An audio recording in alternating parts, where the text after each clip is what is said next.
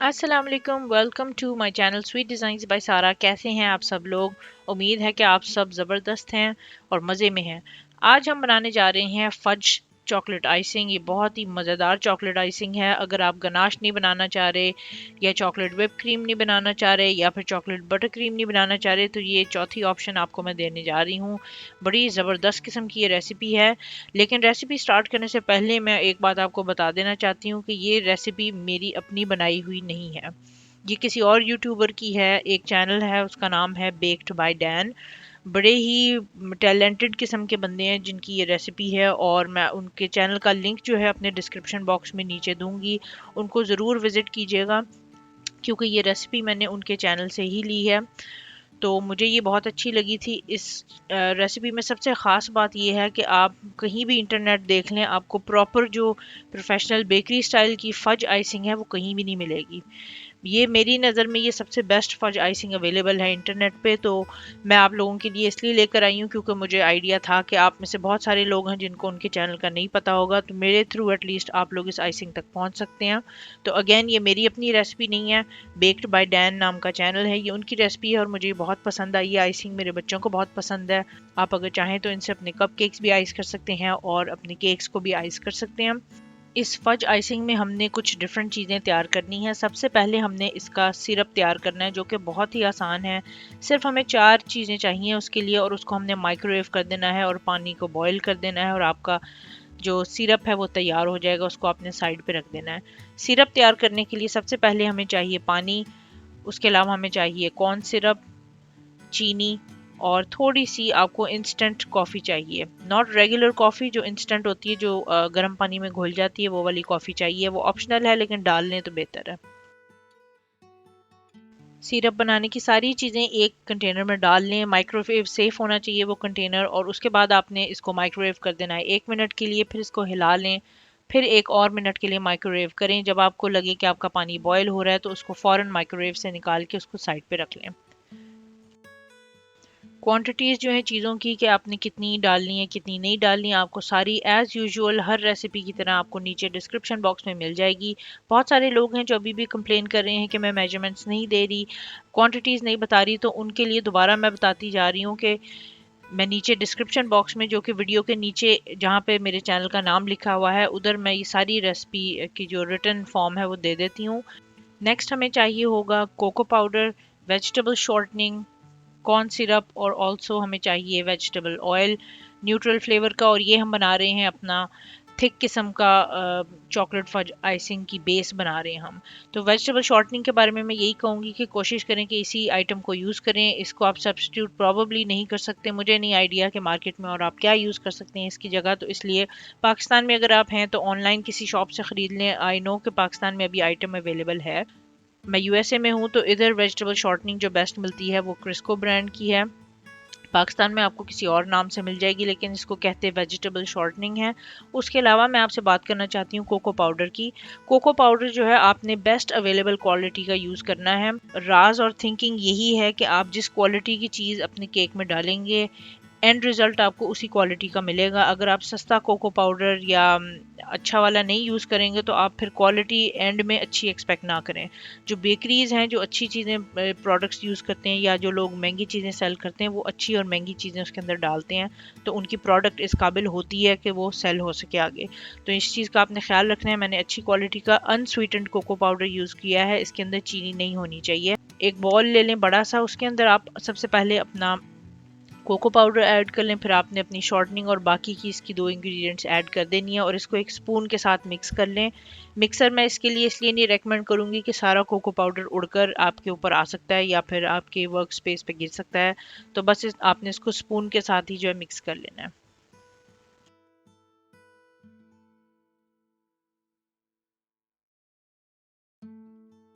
आप सभी लोग जो इस टाइम मेरी वीडियो देख रहे हैं और मेरी बाकी रेसिपीज़ को भी बड़ा एंजॉय कर रहे हैं, वीडियोस को एंजॉय कर रहे हैं और उनको पसंद कर रहे हैं, शेयर कर रहे हैं अपनी फैमिली और फ्रेंड्स के साथ, आप सबका मैं बहुत ज़्यादा शुक्रिया अदा करना चाह रही हूँ।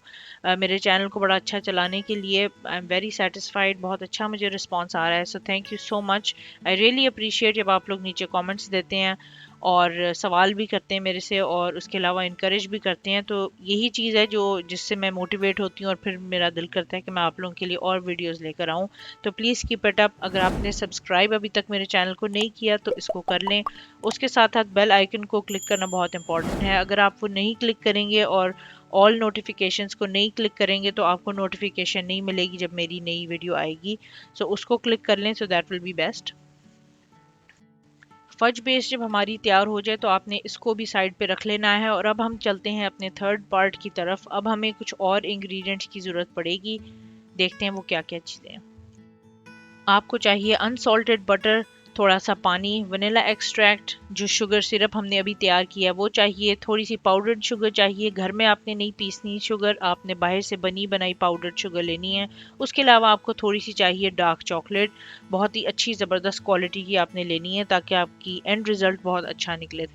अपना मिक्सर अब ले लें या अपना स्टैंडर्ड बॉल ले लें। अगर आप हैंड मिक्सर यूज़ करें तो वो भी ठीक है। अगर आपके पास स्टैंड मिक्सर है तो वो और भी अच्छा है। उसके अंदर आपने सबसे पहले अपनी जो थिक फज बेस बनाई है वो डाल लेनी है और इसके बाद आपने एक एक करके ये सारी इंग्रेडिएंट्स डाल देनी है। सबसे पहले अपने सॉफ्ट मक्खन को डाल के इस बेस को मिक्स कर लें अच्छी तरह। जितना आप इसको मिक्स करेंगे उतनी ही आपकी आइसिंग ये स्मूथ बनेगी।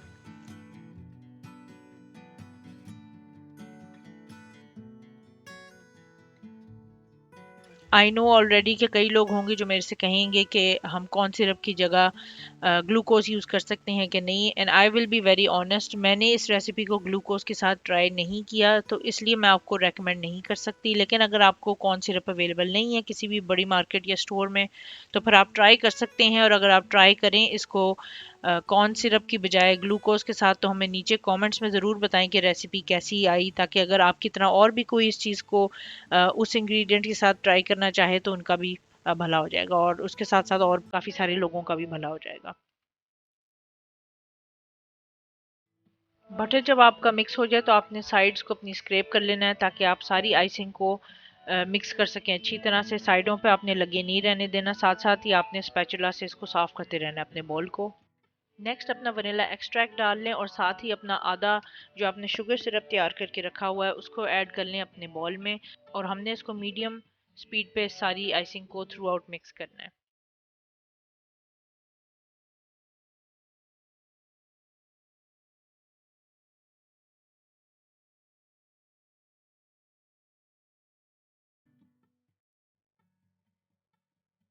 अपने बोल को फिर से एक बार स्क्रैप कर लें और अब आपने बाकी का जो बचा हुआ आधा हमारा सिरप तैयार किया हुआ है उसको डाल लेना है और उसके साथ साथ आधी पाउडर्ड शुगर ऐड कर लेनी है इस टाइम पर हमने। कोशिश करें कि पाउडर शुगर आप अच्छे ब्रांड की लें। और अगर आपके पाउडर शुगर में थोड़े लम्प्स हैं तो आई हाईली रेकमेंड कि आप उसको पहले छान लें पाउडर शुगर को, ताकि उसमें जो हार्ड लम्प्स हैं जो मोटे मोटे पीसेज हैं वो छन जाएं। अगर वो आप स्टेप स्किप कर देंगे तो आपकी आइसिंग जो है इतनी स्मूथ नहीं बनेगी और कोई फ़ायदा नहीं होगा। महंगी इंग्रेडिएंट्स आप यूज़ कर रहे हैं तो कोशिश करें इस स्टेप को स्किप ना करें। इसको आप छान लें अपनी पाउडर शुगर को और उसके बाद फिर आपने आधी इस आइसिंग में डाल के अच्छी तरह से इसको बीट करना है मीडियम स्पीड पे। और इसके बाद हम इसको मज़ीद मिक्स करके जो बाकी की हमारी पाउडर शुगर है वो ऐड करके मज़ीद बीट कर लेंगे।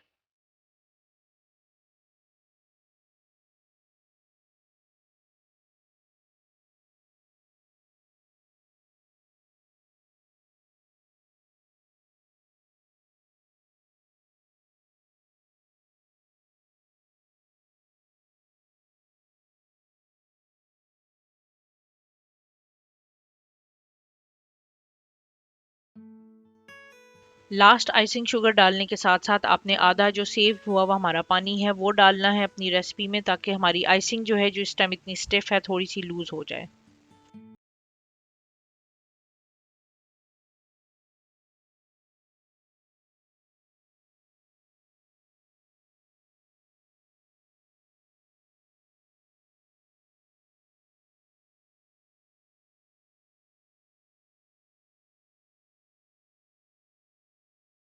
पानी के बारे में और इसकी कंसिस्टेंसी के बारे में मैं बहुत ही इंपॉर्टेंट आपको नोट देती जा रही हूँ, वो ये कि पानी आपने अपनी मर्ज़ी के हिसाब से डालना है। इस रेसिपी में जितना रिक्वायर्ड था मैंने उसका आधा पानी डाला है, लेकिन हो सकता है कि आपको पूरा पानी डालना पड़े। अगर आप किसी ऐसी जगह पे हैं जहाँ पे ड्राई एटमॉस्फेयर है तो फिर आपको शायद पूरा पानी डालना पड़े। अगर आप किसी ऐसी जगह पे हैं जहाँ पे मॉइस्चर ज़्यादा है, नमी ज़्यादा है, तो आपने फिर कम पानी यूज़ करना है। कुछ ड्रॉप्स डाल डाल के आप अपनी कंसिस्टेंसी को अपनी मर्ज़ी के हिसाब से सेट कर सकते हैं।